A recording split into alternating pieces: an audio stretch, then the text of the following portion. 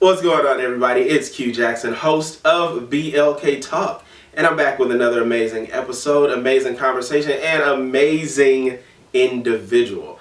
Today's conversation, we were trying to figure out how long we've been knowing each other, but who knows? It's been almost 10 years. This man has been in the industry for a while doing his thing. He is not stopping. He has so many things going on, such as Humble Sound Studios. This man is out here working with the world. Last time I saw him, he was the one and only James Worthy. That's the only one I knew. But now he's back. He's stronger than ever. Mr. James Artissen. Welcome to BLK Talk. Thank you, man. Thank you for having me. How's everything been? Blessed, man. Can't complain. I'm happy. You out here working. Hey, ain't no other choice. Okay. You know? So you started in the industry a while ago. I saw, your inspiration. Everybody loves Michael Jackson. Of course. Michael Jackson, one of the world's greatest entertainers. But you've been doing everything in front of the scenes, behind the scenes, and you're not stopping. Nah, not at all. Like, your inspiration for music, where did it come from? Man, just being around it as a young kid from Queens, New York. You know, just all the, all the greats just being around, and music being in the house, and different genres, different styles that I've been accustomed to, and being able to travel the world too as a young kid. Just to kind of see different ways of living and how people make music, and all those things just like in a pot. Okay. So you said traveling as a young kid. How did a young kid get the opportunity to travel? Well, in a nutshell, my mom was in the travel industry. Okay. And she get the good deals. Yeah, she got the good deals. So that afforded us to just kind of travel and the different places, and she wanted me to get those experiences, which I was happy for. So it was dope. Okay. So from Queens to Atlanta. Yeah. When did you guys, or you by yourself, when was the transition that brought you down to Atlanta, the world's black mecca of everything great? I moved to Atlanta when I was like maybe 14, 15. Okay. I went to high school out here, and then after that it was just like the wheels kept going and going, but like I didn't really know I wanted to do music at that age just yet. Like professionally, I was still trying to figure out like, okay, I know I want to be in the entertainment industry, but I don't know exactly what yet at that time. But as time went on, that's when I started like, trying to figure out, okay, if I want to make music, how do I do it? What's gonna be my lane? What's my niche? And it started from there. Okay. So being young and trying to figure out what it is you want to do in life. A lot of times we have conversations with people in our lives. So for you, who was that person, or who were those people that spoke to you, encouraged you, and believed in the things that you were trying to do? To be honest with you, myself. Myself. Like, now that's deep right there. I'm gonna tell you why in a minute. I mean, it's just the truth. Most people in the entertainment business or music business or whatever, they had to figure it out on their own. Not everybody had a strong support system or a team or people that rallied, behind them to, push them. Like, sometimes you got to figure it out on your own. Yeah. You got to figure out your lane and, just figure it out. Yeah. And I was one of those people. Not to say that I didn't have people along the way that, helped me with certain things and inspired me, but, in a nutshell, it came back to me. And the reason that I said, that is a real deep answer, is because a lot of the times at a young age, a lot of people don't have the confidence to even believe in themselves. You want to do something, you don't know what to do, you don't know how to do it, you don't know how to go about it. So you do seek the guidance of other people. And unfortunately, sometimes those other people may not see what it is you see, so they don't direct you in that path. And nothing against my father, nothing against you, sir, but like I remember when I was growing up, like The Temptations, The Five Heartbeats, those type of movies, I absolutely loved. And I remember I'm 12, 13 years old. I'm in the room, I'm singing to the top of my lungs, I'm busting out dance moves that they can hear downstairs. Right. And instead of, oh, son, you know, you're doing an amazing job, shut that damn noise up, you know, stuff like that. So, you know, as a kid, I'm like, all right, well, let me not do this type of stuff anymore. Right. Who knows? I could have been dancing across the stage with Usher or something like that at this age. But I'm where I'm supposed to be, so thank you for that anyway. But, you know, I'm just saying, you know, you never know what different type of inspirations and motivations can do. But thank God you had you. Yeah. So when did it get to a place for you where you knew that this was the industry that you wanted to be in? I kind of knew that I wanted to like be in the industry when I met Michael Jackson. Like, because mind you, met Michael Jackson. Yeah. Ooh. Already I was a huge Michael fan. Yeah. You know, I mean, who wasn't? You know, but I was definitely a Michael fanatic, real young. And when I got a chance to meet him, I was 11 years old when I met him. Wow. And that right there, I was like, okay, if I can meet my idol, you know, if I can meet somebody that I hold up here like that, then I could kind of really, there's no limits. You know what I mean? Like, yeah. Especially in what I deem as, you know, if I want to be in the entertainment industry, I mean, to have that opportunity, I could do anything. Yeah. You know what I'm saying? So that was like the first, you know, step of getting it in my head that, okay, I think this is what I want to do. Let me figure out how to do it. Yeah. Okay. So, all right. So we should have done this in the beginning, but for the people who may not be familiar with the James Artissen, James Worthy brand, tell us a little bit of everything about who you are. I'm just somebody that loves entertainment. I love music. I love the arts. I love creativity. I was just a kid from Queens, New York who had a dream that I would be one of the best in the game. Okay. That I would be one of the greatest in the industry, who would be influential, who would inspire other people, and somebody who just loves what they do. Yeah. You know, no matter the ups and downs, no matter the opinions, no matter who like me, who don't like me. You know what I mean? I do things from here. You know, not for this all the time. You know what I mean? And, you know, to further that, I'm a musician, I'm a songwriter, I'm a recording artist, I'm a music producer, I'm a label owner, I'm an entrepreneur. You know, these are all things that I've always wanted to be as a mogul. And one thing, and you know what? This is probably why the company is called Humble Sound. That's part of it. Because one thing I don't think I'd heard was Grammy-nominated. I don't think you said Grammy. Like, most people kind of lead with that.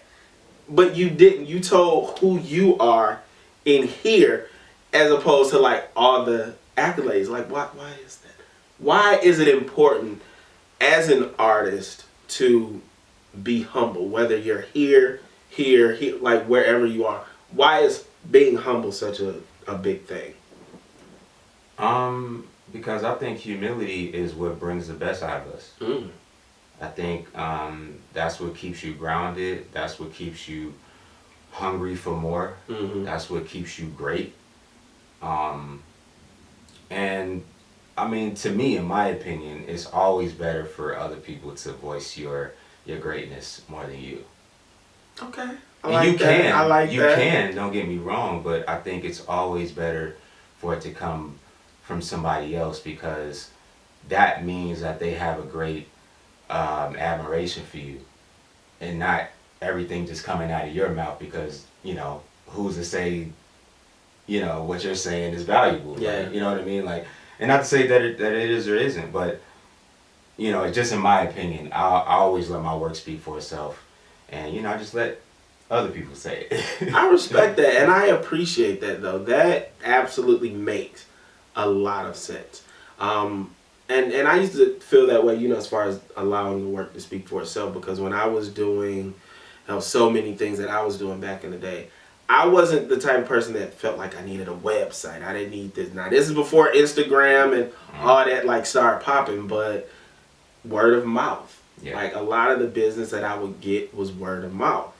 And, you know, from that, it took me to levels that eventually I was going to need to get a website. But, you know, that word of mouth is an amazing thing when you are a reputable person, no matter what industry you're in. If you're a mechanic, okay, allow your good work to speak for itself. That's a fact. One thing that I definitely appreciate and respect about you is you appreciate not only the music, but the musicians. Yes. And what I mean by that is, for everybody that knows me, they know I love old school music. Mm-hmm. Like Dionne Warwick, when we were talking about you meeting Michael Jackson, for me, Dionne Warwick was the epitome of what a musician was. Oh, yeah. You know, she defined a genre. She set a standard. Absolutely. And the music that she created lived on through other artists. Agreed. And when I got the opportunity to meet her, when I heard Apollo was about to close, she was doing their final show, I said, oh, I'm not doing nothing this weekend. I'm going to New York. And not only did I want to hear her, I was determined, because I've been trying to interview this woman. She's on my list. I've been trying to interview this woman probably for the last 6-7 years.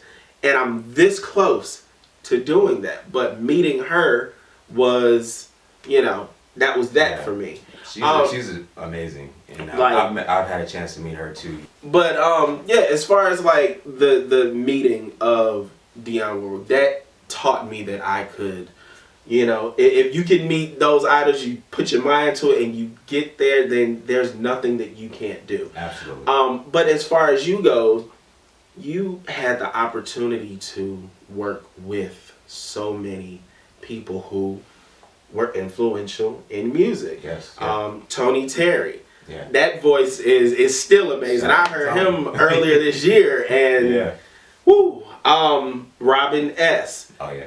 Who else was Big Gipp? It was so many other people genres, that you've worked with. Not only are these people whose music still plays to this day, these are people that you've been blessed enough to have conversations with. Absolutely. You've been blessed enough to, you know, create bodies of art with. Having the opportunity to work with these legendary artists, how does that feel as somebody that, even though you've been in the game for a while, somebody compared to them is, you know, still fairly a baby in the game? Right. For one, amazing. A blessing. More so for me, because these are people that I've looked up to, I've admired, you know, I've been a fan of. And they've also respected my craft too, which is, you know, always the best thing as well. That work is speaking for itself. Exactly. So it's been great, man. And, you know, also I've been able to work with different artists in different genres. So it's not just, you know, your hip hop and R&B or whatever. Like, you know, I've done hip hop and R&B, I've done soul, I've done pop, I've done house and dance and EDM and, you know, country and Afrobeat, you know, so it's super dope.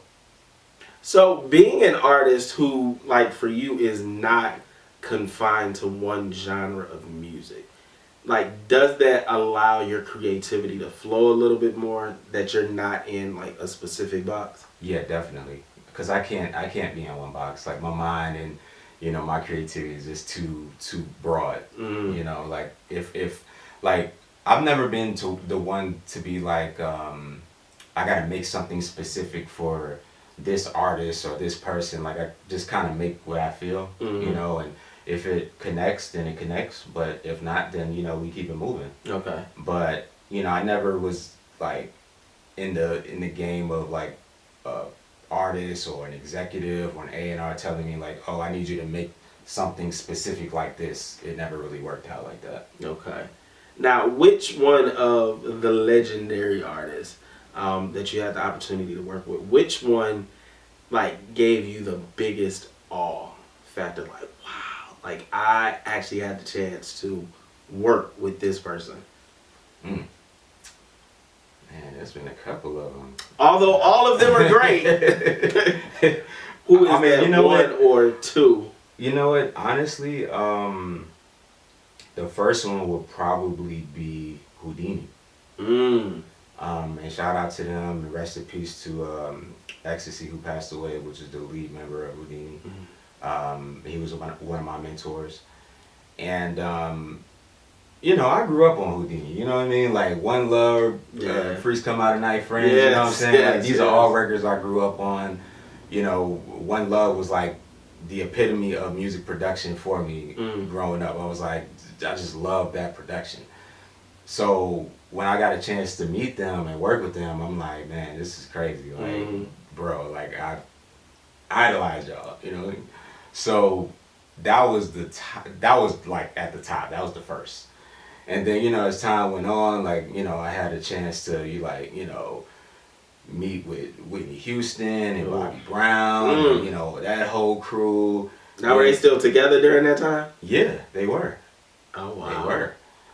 And I actually, one of my best friends that I grew up was Bobby Brown Jr., which was his son. Okay. And, you know, that's kind of how I started coming around. And then after that, you know, now we're going into the Justin Biebers and to the Katy Perrys and to the, you know, the Madonnas and, you know, the Fetty Waps and all of that. Oh, you know, so we just keep going and going, you know.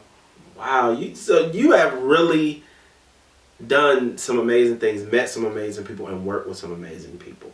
Do you ever sit back and reflect, or are you the person that is always on to the next thing? After you've accomplished this, I gotta focus on the next thing. Yeah, I'm usually that person. Like, when I do something, like, it's cool.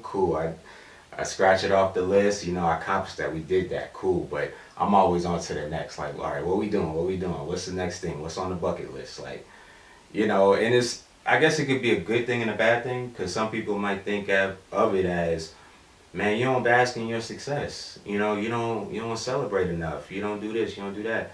And it's not that I don't want to do it, it's just that my mind is so, like, in the future. Yeah. It's just that it's almost like when you work on something for so long and you've heard it for so long, and you know everything about it. To the public, they're just seeing it and hearing it, but to you, it's always been there, right? So you're like, man, I'm past it, like, I'm going to the next thing, you know.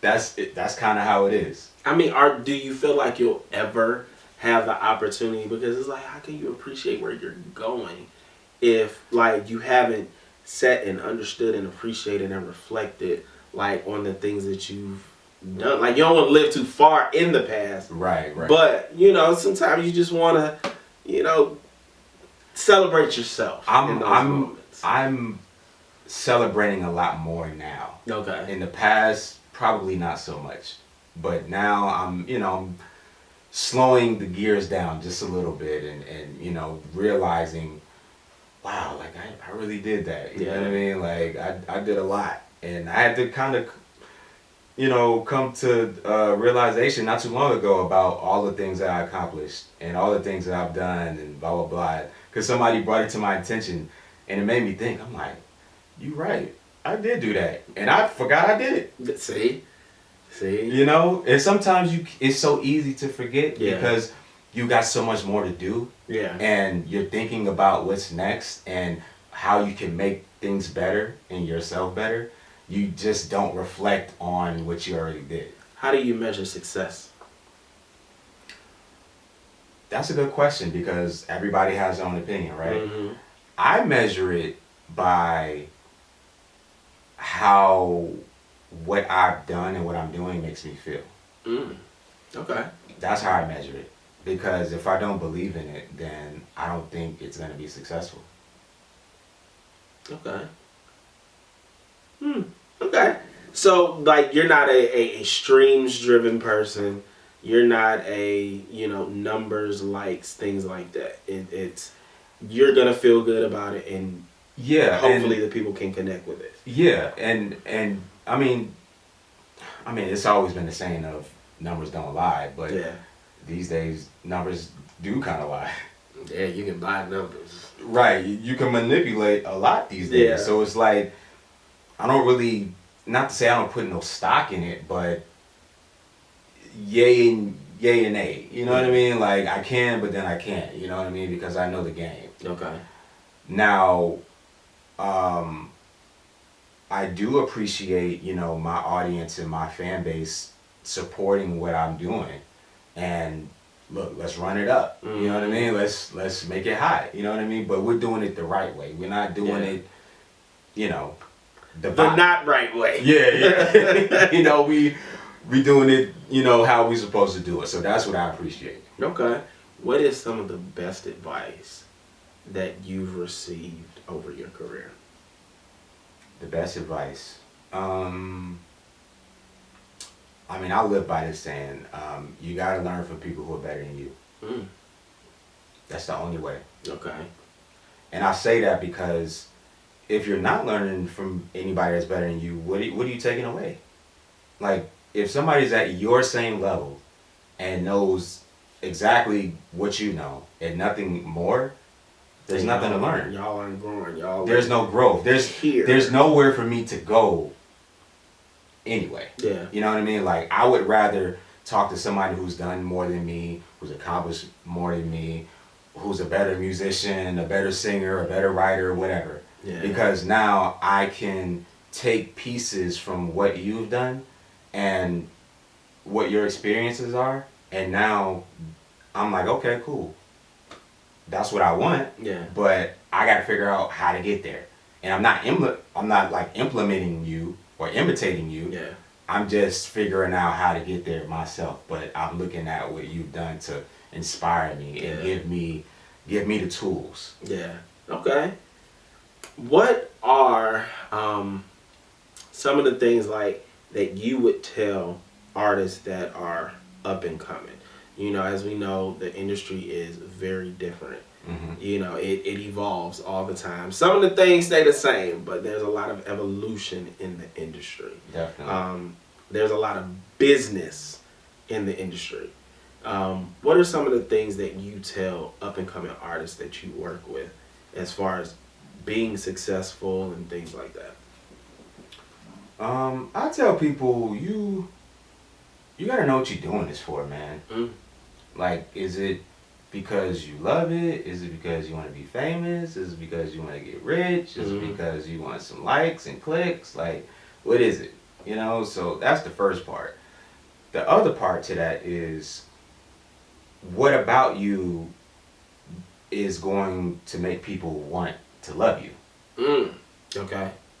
You know, because we all know that these days, it's not so much about the music, it's about the person, the brand. Yeah. You know, are they invested in you? You know, do they like you for a certain thing for them to fall in love with the music? You know? So I think that's kind of the niche that you have to find within yourself to get people to be invested in you. Okay. You know, because I'd rather have 100 super fans than 1 million followers. I know that's right. Now, why should people invest in the James Artissen brand? Because it's authenticity. It's truth. I don't hold my tongue for nobody.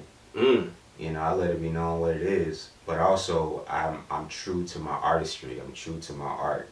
I don't conform. I don't do what other people expect or want me to do. Like, I do what I feel is in my heart. Okay. And what's coming up? What is your heart preparing to release next? So what do I have going on? Of course, we got the imprint, Humble Sound Records, just continuing to build that brand. Shout out to the team. Shout out to all the artists that's on the team.